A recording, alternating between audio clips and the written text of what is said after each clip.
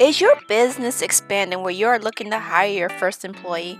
Today, we're talking about how to find the right employee on this episode of Coffee with Tea.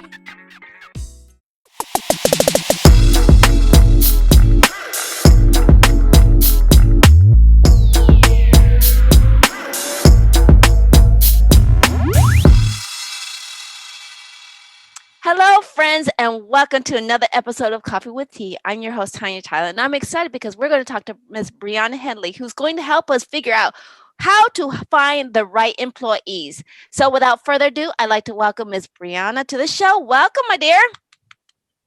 Thank you for having me, Tanya. I appreciate it. I'm so happy to be here. So Thank you. And it's always a pleasure to get to know people and help us, expand our business and figure out, with the world opening up, how to find the right employees. So I really want to, before we really dive into our conversation, can you tell a little bit about who you are and how did this become a journey for yourself? Absolutely. So I'm Brianna Henley. My company is Achievement Coaching, and what I specialize in is business coaching. So Achievement Coaching actually means, for me, is being a servant to your achievement. So whatever that looks like for you. So whether it's on a personal level, whether it's your business, whatever the case may be, I am here to be a servant to your achievement. And I had a conversation with a friend of mine. They're like, yeah, but what does that mean? What do you do? What is coaching?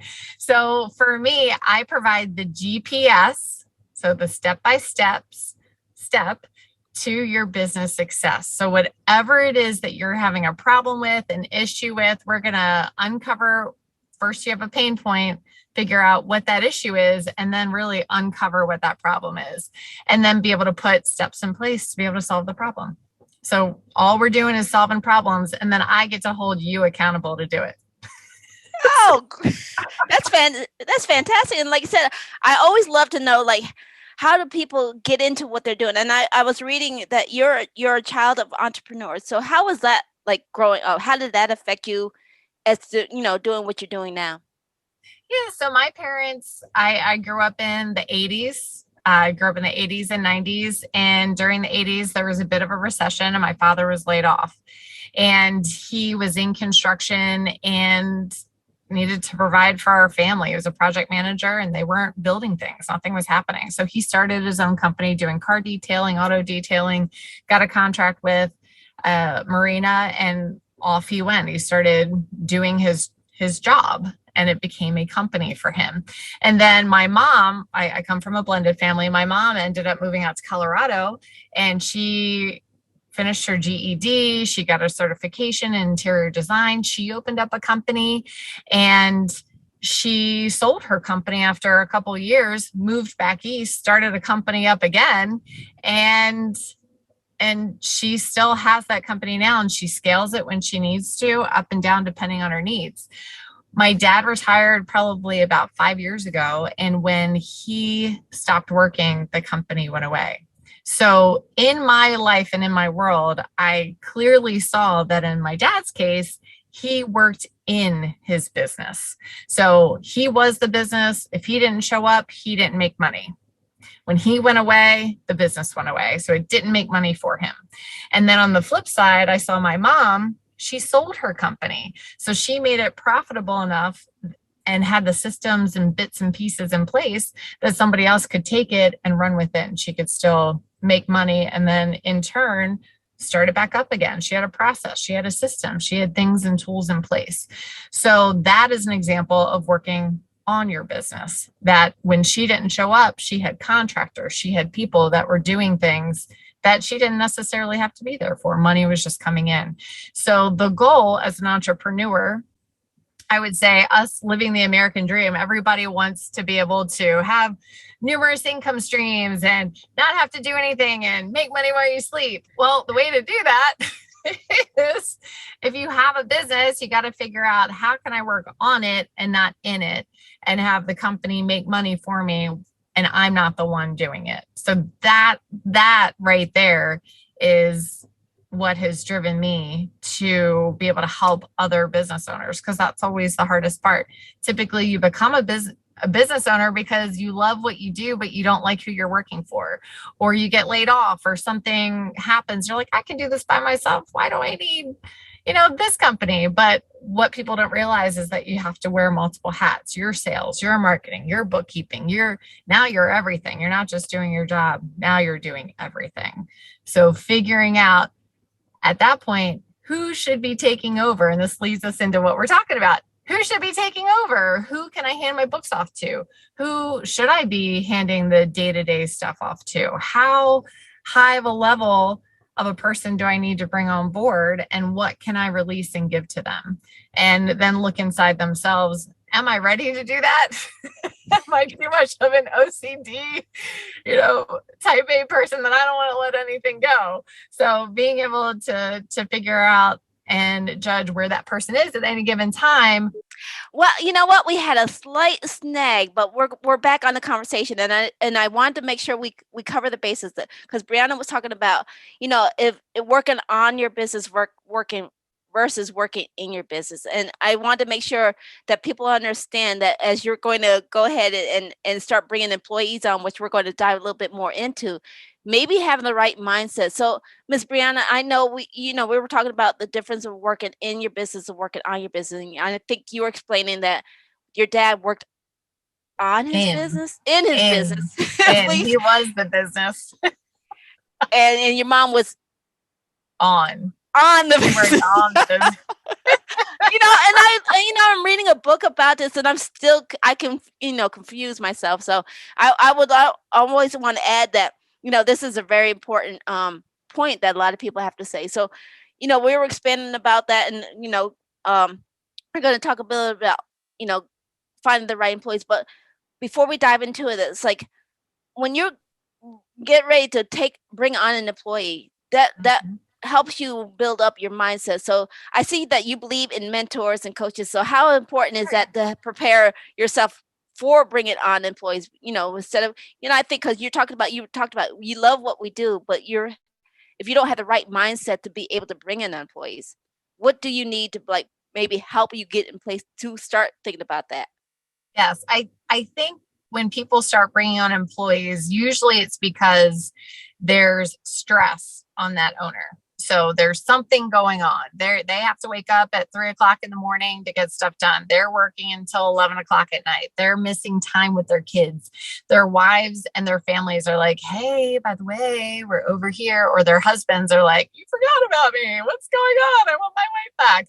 So it's the people in your life and that are saying to you like, hey, we don't get to see you, or you're not able to hang out with friends, do the things that you love because there's all these pressing things that are taking all of your time. And it has to do with making money, right? Making money. I got to make the money. I got to do this. I got to do this. Got to do this.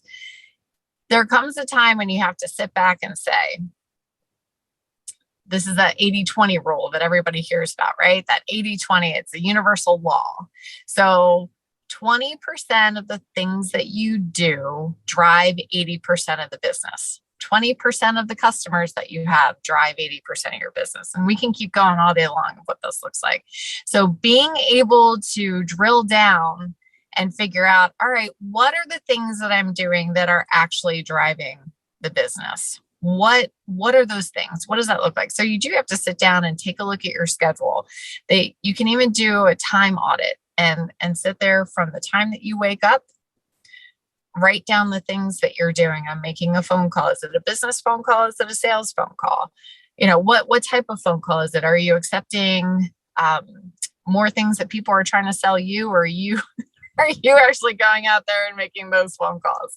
So that is the difference between on and in. So if you're in your business, you're accepting those sales phone calls and people are selling you. If you're on the business, then you're going out there and you're doing the sales calls. Does that make sense? Oh, yeah, that makes sense. Yeah. Yeah. So really drilling down, well, maybe I'm only making, maybe I'm doing 2 hours of sales, but I'm doing 5 hours of admin. Well, maybe admin isn't the best use of your time. Are you answering phone calls, doing emails, scheduling things in your calendar? Are you doing all of the invoicing? Are you doing bookkeeping stuff? Or are you holding and waiting until 2 months from now and you're doing the bookkeeping stuff and then it becomes such a big problem that it stresses you out and you know you're making mistakes? So really taking a look, what are the things that I love to do? Am I doing that in the business? What are the things that I can't stand to do? And is there somebody else that can do it better than me? And at the end of the day, what are things that I can automate? So it comes down to eliminate things that I can take off my plate, delegate, give to somebody else, or automate. What are things that are going to make my life so much easier and that are going to work without even me having to think about it? Those are the best things. So they just work, and you don't even have to think about it. You just press the button and it goes. So being able to really take a look at the things you're doing every day and figuring out what can go away, what needs to stay, what can be automated. And that's really that first next step of what to do. The other piece is figuring out, how much am I making an hour?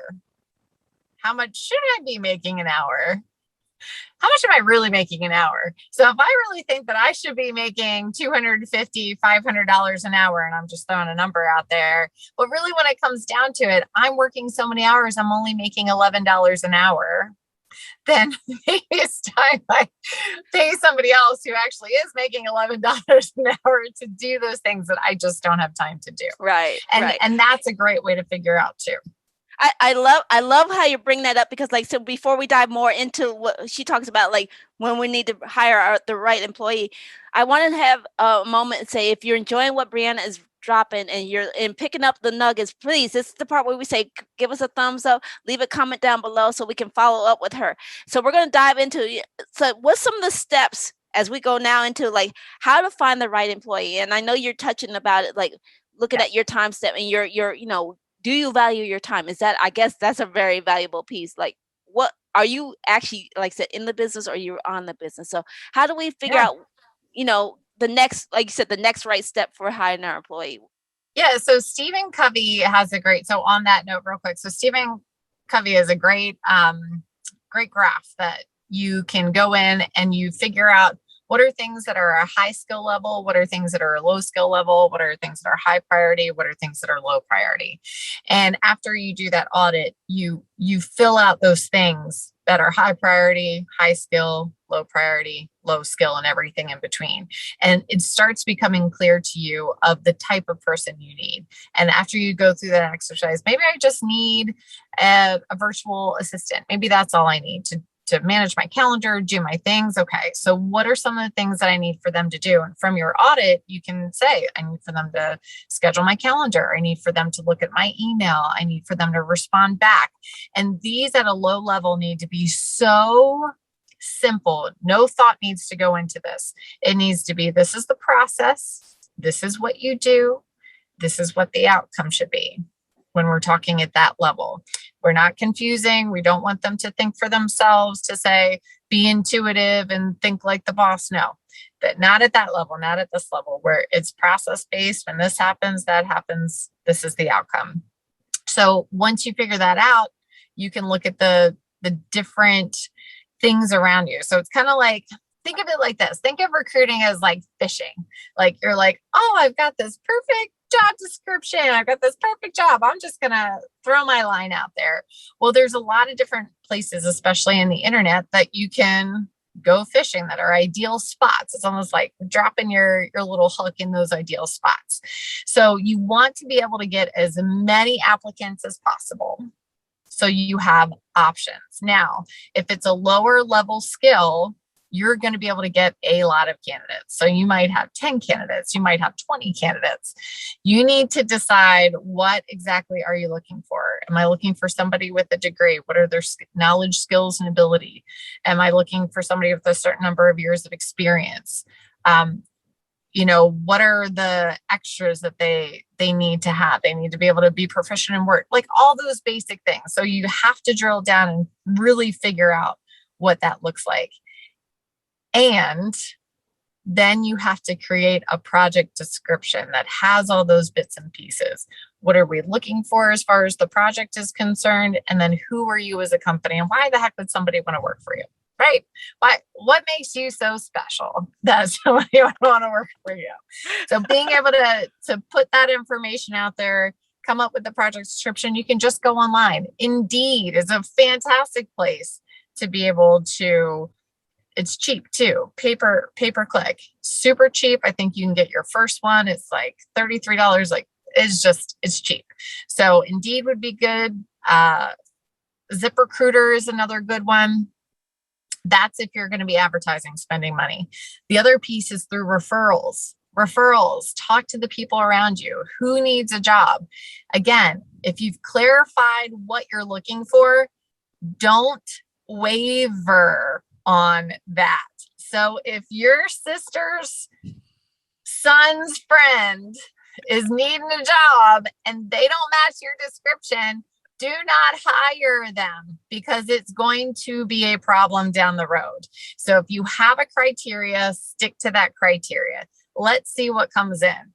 The second, if all else, you have nobody else to hire, that guy's still going to be around and you can try him out and figure out if it works. But if we're really doing this and we're going to do this well, then make sure you stick to your criteria and ask everybody, anybody at church, anybody in your organizations, any of your networking groups, just put it out there. Who do you know that can do this? Especially if you're one of those people that are going out there in those networking groups, that's your ask.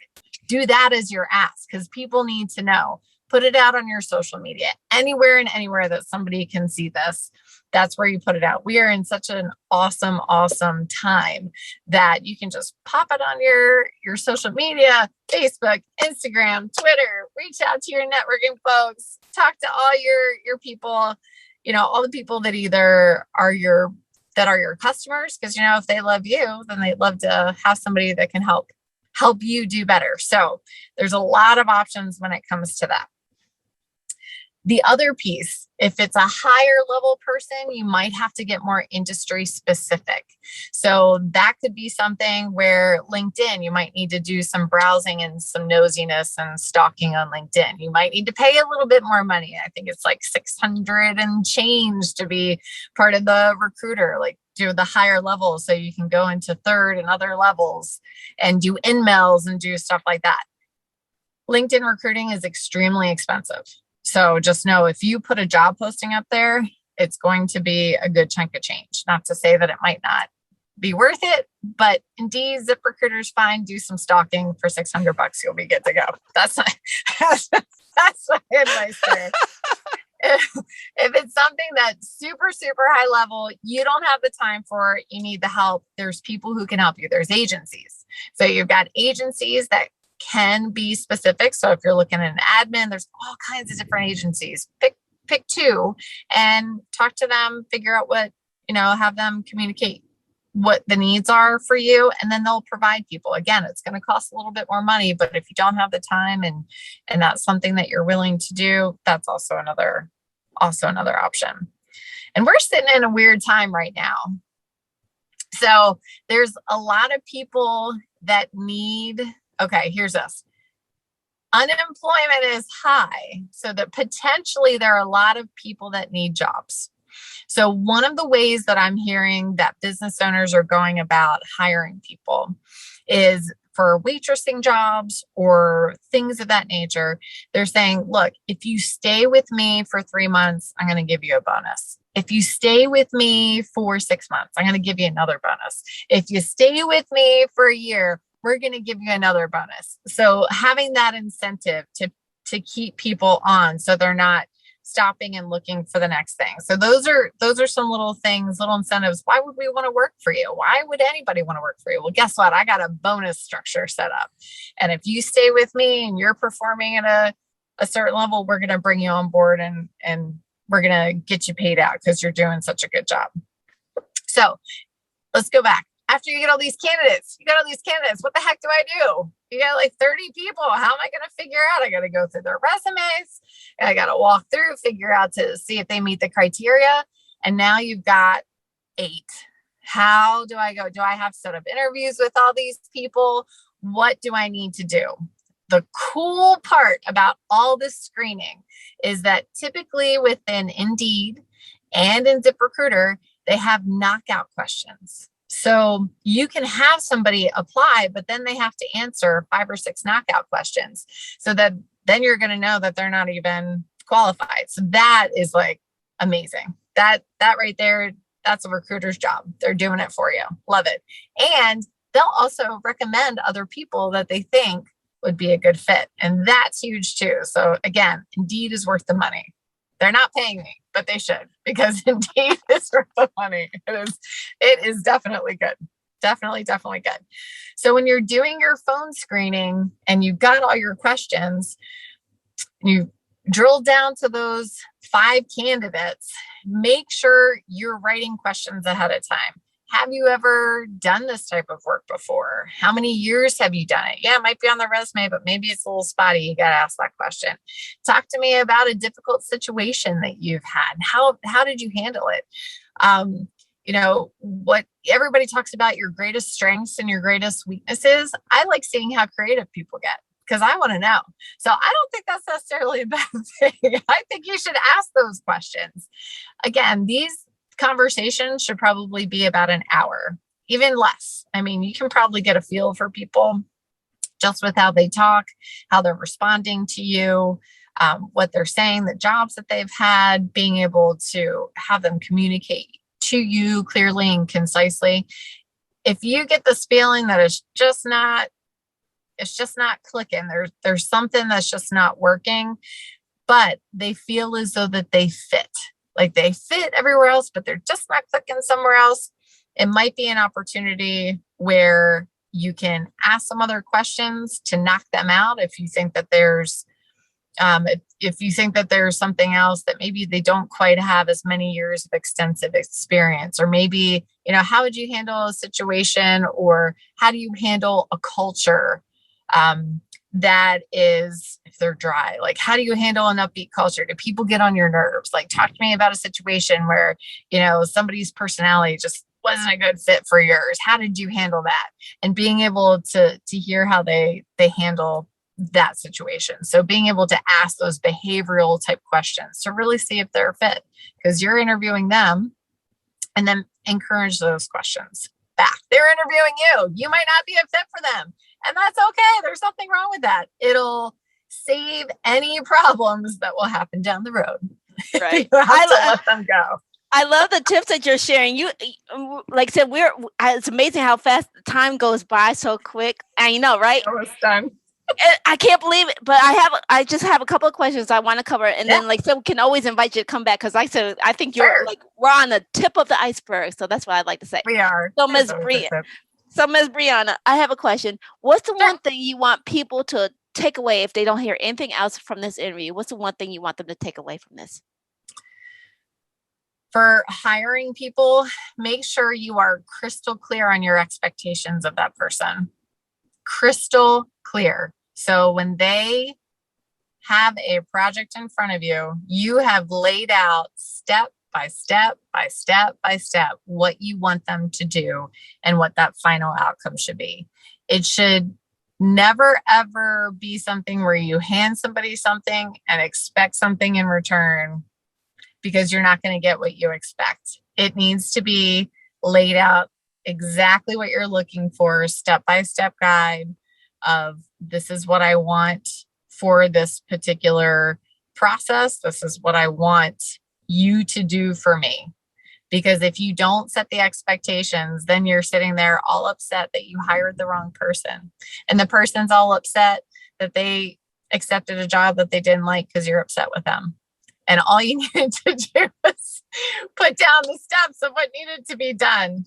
And it just solves so many problems, setting that expectation. So that in a nutshell, set the expectation. That's it. Clarity is the differential factor, right? Like we said. Yes. So, yeah. And then my next question is, where can people find more information about you, your services, and what you do? Sure. You can go to achievantcoaching.com. That's ACHIEVANT coaching.com. my information. I'm expanding my website. So more information on me, my blog. We've got an e-learning system that's up there. So I've got all kinds of stuff, how to work with me and different freebies that you can take advantage of to just see what I'm all about and see if we're a fit to work together. And I'm always here to help. So if anybody has any questions, whatever you need, I'll be more than happy to help. I can give free advice, free stuff all day long. Just let me know what you need and I'll see what I can do for you. Well, thank you, Ms. Brown. This is another unofficial question. Sure. Would you be willing to come back and maybe dive in more into another conversation? I would love to. I would love to. Thank you, Tanya. Yes. Thank you, You can tell Brianna. me. So, I want to wrap up this interview here and remind everybody that feedback is always welcome. Email us if you have any guests or show ideas. Remember, all the links that Brianna mentioned will be posted down in the description box below. So please check out those juicy gems down below. And again, thank you for watching. If you enjoyed it, give us a thumbs up. And remember, if you like watching these videos and enjoy the video that you have, and please feel free to hit the subscribe button over there. And remember, take things in stride, go with the flow, and create your own path. And we will see you back here on another episode of Coffee with Tea. All right. Have a great day. Bye, guys.